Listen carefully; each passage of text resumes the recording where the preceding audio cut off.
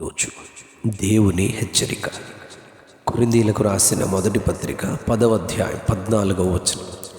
విగ్రహారాధనకు దూరముగా పారిపోండి, విగ్రహారాధనకు దూరముగా పారిపోండి. కాబట్టి నా ప్రియులారా, విగ్రహారాధనకు దూరముగా పారిపోండి. బుద్ధిమంతులతో మాట్లాడినట్లు మీతో మాట్లాడుచున్నాను. నేను చెప్పు సంగతిని మీరే ఆలోచించుకొనుడి. అపోస్తలుడైన పౌలు సౌలుగా తన జీవితాన్ని ఎంతో నిష్ఠతో జీవిస్తున్న దినాలలో, సంఘమును హింసిస్తూ అవమానపరిచి చంపుతున్న దినాలలో సృష్టికర్త అయిన దేవుడు ఒక మిట్ట మధ్యాహ్నమున దమస్కు దగ్గరకు వచ్చినప్పుడు సౌలును అకస్మాత్తుగా ఆకాశము నుండి ఒక వెలుగులో అతనిని దర్శించినప్పుడు అతడు నేల మీద పడి ఉండగా, సౌలా సౌలా, నీవేళ నన్ను హింసించుచున్నావని పలికిన స్వరాన్ని వింటారు. ప్రభువా, నీవెవడవని ప్రశ్నింపగా ఆయన, నేను నీవు హింసించుచున్న యేసును అని బదులిచ్చారు. నాట నుండి సౌలును ఆయన నామమును భరించుటకు ఏర్పరచుకున్న సాధనమని అన్యజనుల ఎదుట, రాజుల ఎదుట, ఇశ్రాయేలీయుల ఎదుట నిలువబెట్టి ఆయన నామము కొరకు శ్రమలను అనుభవించుటకు ఏర్పరచుకున్న ఒక సాక్షి మరియు అపోస్తలునిగా ఉన్నారు. నిర్గమకాండం 20వ అధ్యాయం 2వ వచనంలో, నీ దేవుడైన యెహోవాను నేనే, నేను తప్ప వేరొక దేవుడు నీకు ఉండకూడదు. పైన ఆకాశం అందే గాని, క్రింద భూమి అందే గాని, భూమి క్రింద నీళ్ల అందే గాని ఉండు దేని రూపమునైనను విగ్రహమునైనను నీవు చేసుకొనకూడదు. వాటికి సాగిలపడకూడదు, వాటిని పూజింపకూడదని 10 ఆజ్ఞలలో ఒకటిగా దేవుడు చెప్పారు. యోహాను రాసిన మొదటి పత్రిక 5వ అధ్యాయం 21వ వచనంలో, చిన్నపిల్లలారా, విగ్రహముల జోలికి పోకుండా జాగ్రత్తగా ఉండండి అని హెచ్చరించారు. 106వ కీర్తన 35-36 వచనాల్లో, అన్యజనులతో సహవాసము చేసి వారి క్రియలు దేవుని పిల్లలు నేర్చుకున్నారు. వారి విగ్రహములకు పూజ చేశారు, అవి వారికి ఉరి అయింది. వారి కుమారులను కుమార్తెలను దయ్యములకు బలిగా అర్పించారు. తమ పిల్లల నిరపరాధ రక్తమును ఒలికించారు. కనాను దేశపు వారి బొమ్మలకు వారిని బలిగా అర్పించారు. ఆ రక్తముతో దేశము అపవిత్రమైంది అని చెప్పబడింది. 1 కొరింథీ పత్రిక 10వ అధ్యాయం 7వ వచనంలో, జనులు తినుటకును త్రాగుటకును కూర్చుండి ఆడుటకును లేచిరి. వారిలో కొందరి వలె మీరు విగ్రహారాధకులై ఉండకుడి అని హెచ్చరించారు. ప్రకటన గ్రంథం 22వ అధ్యాయం 15వ వచనంలో, కుక్కలను, మాంత్రికులను, వ్యభిచారులను, నరహంతకులను, విగ్రహారాధకులను, అబద్ధమును ప్రేమించి జరిగించు ప్రతివారును వెలుపటనుందురు అని చెప్పారు. 21వ అధ్యాయం 8వ వచనం ప్రకటనలో, పిరికివారు, అవిశ్వాసులు, అసహ్యులు, నరహంతకులు, వ్యభిచారులు, మాంత్రికులు, విగ్రహారాధకులు, అబద్ధికులు అందరూ అగ్నిగంధకములతో మండు గుండములో పాలు పొందుదురు. ఇది 2వ మరణం అని చెప్పబడింది. విగ్రహారాధన సృష్టికర్త అయిన దేవుని రక్షించు రక్షకుని తిరస్కరించడమే అవుతుంది.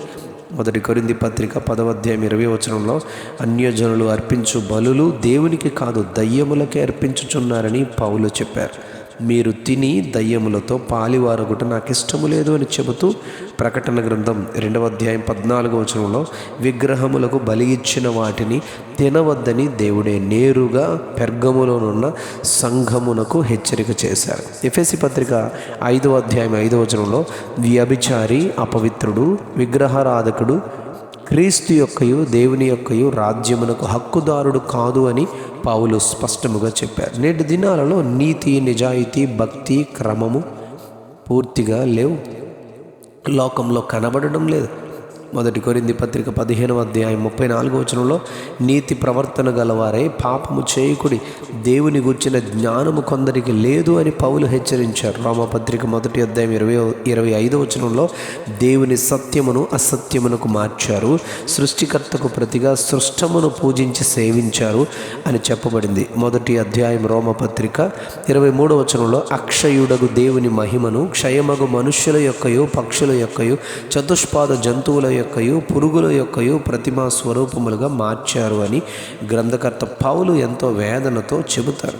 అపోస్తుల కార్యాలు 17వ అధ్యాయం 22వ వచనంలో, పౌలు ఏథెన్సుకు వెళ్ళినప్పుడు అక్కడి ప్రజలు నిర్మించిన దేవతా ప్రతిమలను చూచినప్పుడు వాటిలో ఒక బలిపీఠముపై తెలియబడని దేవునికి అని వ్రాయబడి ఉండట చూస్తారు. కాబట్టి వారితో, మీరు తెలియక దేనియందు భక్తి కలిగి ఉన్నారో దానినే నేను ప్రకటిస్తున్నానని చెప్పి జగత్తును అందలి సమస్తమును నిర్మించిన దేవుడు తానే ఆకాశమునకును భూమికిని ప్రభువై ఉన్నాడు. ఆయన అందరికీ జీవమును ఊపిరిని సమస్తమును దయచేయువాడు. యావత్ భూమి మీద కాపురముండుటకు ఆయన ఒకని నుండి ప్రతి మనుష్యులను సృజించి ఒకవేళ వారు దేవుని తడవులాడి కనుగొందురేమో అని తన్ను వెదకు నిమిత్తము నిర్ణయ కాలమును వారి నివాస స్థలము యొక్క పొలిమేరలను ఏర్పరచెను. ఆయన మనలో ఎవనికిని దూరముగా ఉండువాడు కాడు.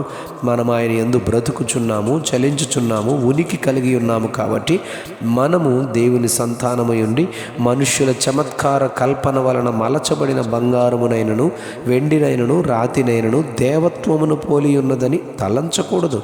ఆ జ్ఞాన కాలములను దేవుడు చూచి చూడనట్లుగా ఉండెను. ఇప్పుడైతే అంతటను అందరూ మారు మనసు పొందవలనని మనుషులకు ఆజ్ఞాపించుచున్నాడు. మృతులలో నుండి ఆయనను లేపినందున దీన్ని నమ్ముటకు అందరికీ ఆధారము కలుగు చేసి ఉన్నాడని అపోస్తుల కార్యాలు 17వ అధ్యాయం 22 నుంచి 31 వరకు చెప్పారు. అవును, విగ్రహముల జోలికి పోవద్దు అని, అది ఉరి అని, అది పాపము అని తెలియబడుతుంది. కనుక విగ్రహారాధనకు దూరముగా పారిపోండి అని దేవుడు ఆజ్ఞాపించారు. ఇది నరకమునకు ద్వారము గనుక ప్రియ యేసుక్రీస్తును రక్షకునిగా అంగీకరించి రక్షించబడి పరలోకమును పొందుకొనున్నట్లు ఆయన కృపను అనుభవించుదుముగాక. ఆమేన్, ఆమేన్, ఆమేన్. విగ్రహారాధనకు దూరముగా పారిపోండి. విగ్రహారాధనకు దూరముగా పారిపోండి. ఆమేన్.